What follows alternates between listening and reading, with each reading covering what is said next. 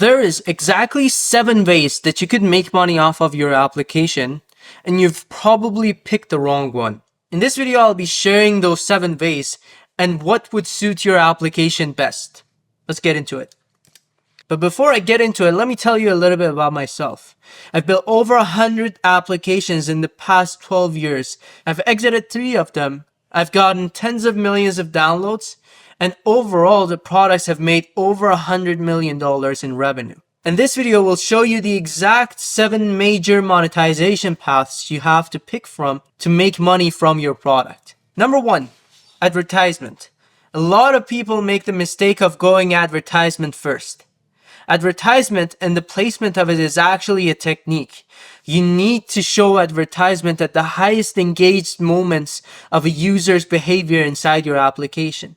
You need to give users a reward because they saw the ad, and you need to keep them engaged before and after the advertisement, because the more engaged they are while the advertisement is playing, the more money you'll be able to make as well. This is one of the toughest ways to monetize your product. A lot of people don't notice. They think they'll just put a banner on the bottom of their application and they'll magically start making money. Of course, they'll start making some money, but let me tell you, having monetized tens of games on my end, it's a very strict formula that you need to follow, and it's not best suited for the majority of the applications out there. Your best luck making money from an application if you're starting off is going to be the last monetization method I'll be sharing. Let's get into the second one. It's subscriptions. Subscriptions is the default choice for the majority of people. You could just charge people continuously and make money off of them.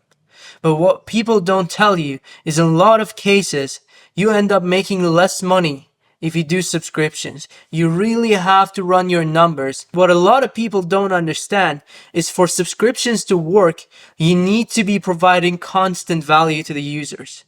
You can't just have something that provides value once in a while to the users to charge a subscription for it. Meaning keeping your users happy to be paying you is for you to be continuously providing them value throughout the span of a month, every single day. One of the most important metrics I look at to see if subscriptions would work for you or not is the day 1 and day 7 retention. Meaning how many of the users that installed your application would come the day afterwards and 7 days after that. And the specific numbers are, if you have more than 40% of those people coming after the first day and more than 20% coming after the 7th day, you have an amazing application. B2B and sponsorships.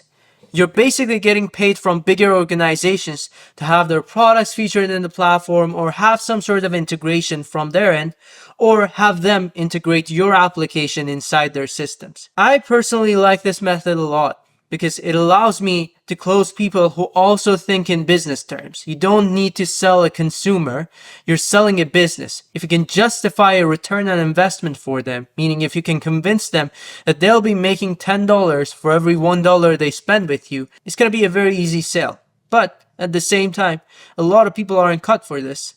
If you have an experience in B2B sales, this would be a great method for monetization, even for consumer apps. But if not, I would probably skip this for when you're a little bit more experienced. Number 5 is a cut-off transaction. Basically, you have your users transacting in your platform and you take a percentage off of that. This only applies to a few types of products, especially marketplaces. The problem is those products typically require 2 different types of users to be inside them. A marketplace needs the buyers and the sellers. And it's literally going to be twice as hard to make this application work because you have 2 different types of audience that you need to attract for your application to even function. Marketplaces are usually my last choice when building a startup because it's very tricky to make them work. Number 6 is credits. Credits are actually a very interesting way to monetize your application because people feel like they're only paying for what they're using. Of course, there's tricks to it. Also, through credits,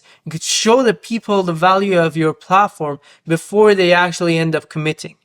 People typically combine subscriptions with credits, and it works in a lot of cases because it gives people a sense of control, a sense of them being able to pay for only what they use, not more than that. If you have a product that people could use more to get more outcome out of, credits would be a great fit. The next one is referrals. You could have an application that sends users to different places. Let's just imagine a restaurant booking platform or a hotel booking platform. That product works through referrals because you're referring a client to the place that they would be paying money to, and you'd be charging the place you send clients to on the back end for a referral fee. This is also a very close monetization channel to the B2B side, but instead of charging them up front, you charge them after you deliver results. This could be a good add-on to your monetization in different models as well.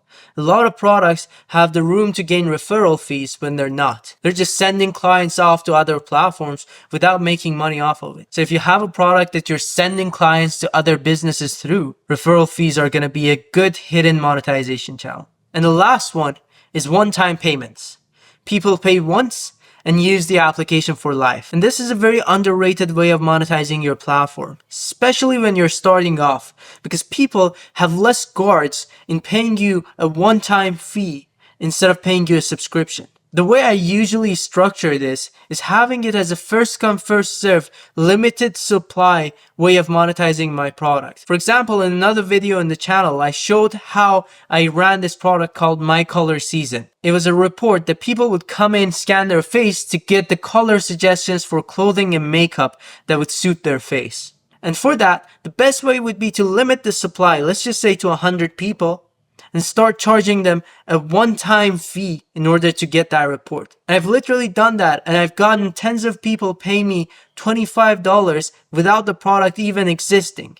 Because people are a lot more likely to pay you a one-time fee to test out your product and don't have to commit for a long-term thing. I personally test one-time fees with any product I want to release. I limit the supply. I tell people, if you want to use this product for life, we have a limited offer for you. See if people are actually interested in paying money for something like that. Thank you for watching the video, and if you have any app ideas, I'd be happy to give you feedback on which monetization channels would be best suited if you leave them in the comment below. Thank you for watching.